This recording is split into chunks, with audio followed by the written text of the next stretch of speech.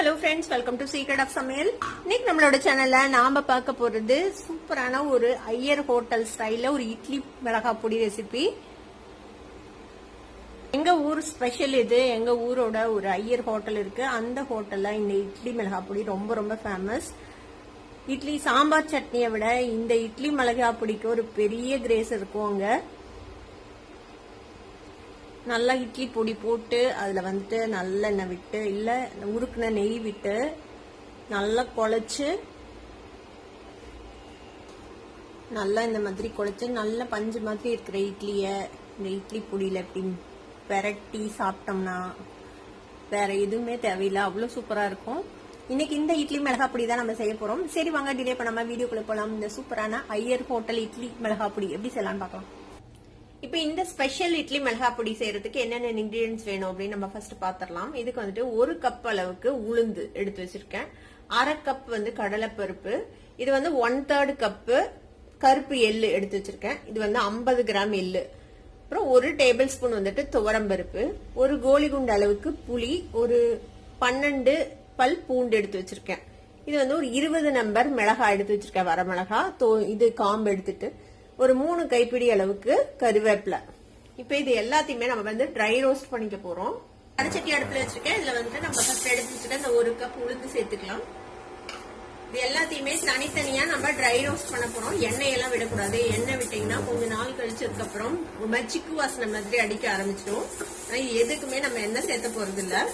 இது எல்லாத்தையும் ஒரு மீடியம் ஃபிளேம்ல வச்சுட்டு இந்த மாதிரி கை விடாம வறுக்கணும். விட்டீங்கன்னா கீழே மட்டும் கரிஞ்சு போயிடும், அப்புறம் வறுபடாது கரெக்டா. இது வந்துட்டு வறுக்கிறதுலதான் இருக்குது இந்த பொடியோட டேஸ்டே. மீடியம் ஃபிளேம்ல வச்சுட்டு நல்லா பொறுமையா செவக்க வறுத்து எடுக்கணும். இந்த மாதிரி பொறுமையா வறுத்தோம்னா தான் இங்க பாருங்க எல்லா உளுந்துமே ஈவனா ஒரே மாதிரி ஒரு கோல்டன் கலர்ல வறுபட்டு இருக்குது. பாத்தீங்கன்னா தெரியும். ஒரு 5ல இருந்து 6 நிமிஷம் ஆகும் இந்த அளவுக்கு வறுபடுறதுக்கு ஒரு மீடியம் ஃபிளேம்ல. இப்ப நல்லா வறுபட்டுருச்சு இந்த உளுந்த பருப்பு. இப்ப இதை எடுத்து கொட்டிடலாம் ஒரு பிளேட்ல. இப்ப இது மாதிரி ஒரு அகலமான தட்டுல நம்ம இந்த வறுத்த உளுத்த பருப்பை கொட்டிடலாம்.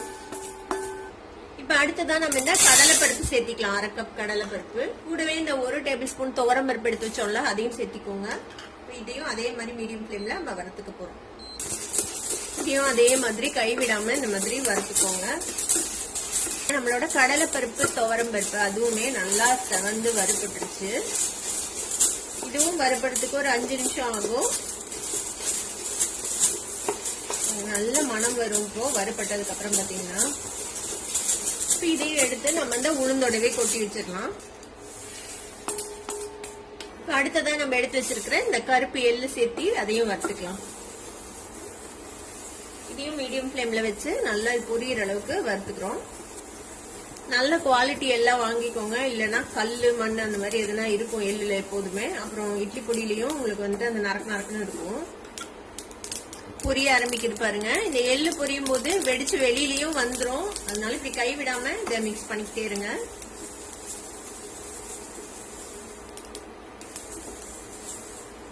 இப்ப எள்ளும் வந்துட்டு நல்லா வறுபட்டுருச்சு.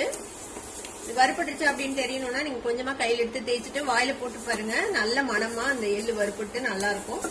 அந்த அளவுக்கு வறுபட்டதுக்கு அப்புறம் நம்ம இதை ஆஃப் பண்ணி இதையும் அதோடய சேர்த்து வச்சிடலாம். இதையும் இந்த பருப்புகளோடய கொட்டிடலாம்.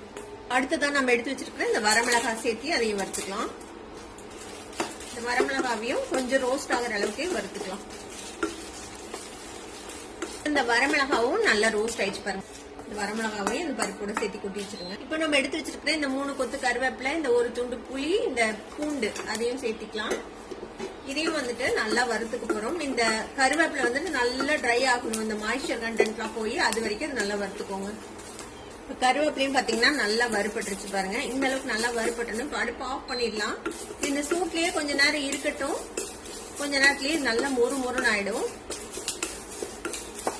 இப்ப நம்ம வறுத்து வச்சிருக்கிற இந்த கருவேப்பிலை பூண்டு புளி இருக்குல்ல அதையும் அது கூட சேர்த்திட போறோம். பாருங்க எந்த அளவுக்கு வறுபட்டுருக்கு, நல்லா மொறு மொறுன்னு இருக்கு பாருங்க. உங்களுக்கு இது பண்ணும்போது உங்களுக்கு சவுண்ட் கேட்கும்.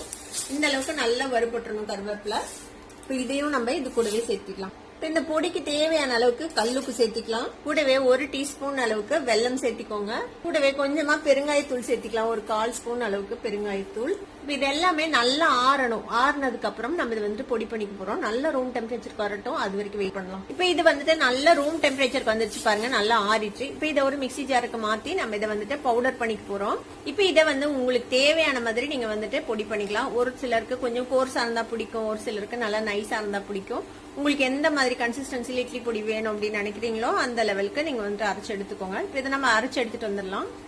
இப்ப இங்க பாருங்க, இட்லி மிளகா பொடியை நல்லா வந்து நம்ம பவுடர் பண்ணி எடுத்துட்டு வந்தாச்சு. இப்ப இதை வந்துட்டு இந்த பிளேட்லயே கொட்டி நல்லா ஆற விட்டு, ஆனதுக்கு அப்புறம் ஒரு ஏர்டைட் கண்டெய்னர்ல போட்டு நம்ம ஸ்டோர் பண்ணிக்க போறோம். இப்ப இதுல வந்து நம்ம கருப்பு எள்ளு யூஸ் பண்ணிருக்கிறோம்ல, அதனால வந்துட்டு கலர் கொஞ்சம் டார்க்கா தெரியுது. ரொம்ப பிரைட் ரெட் கலர்ல இருக்காது இந்த இட்லி பொடி.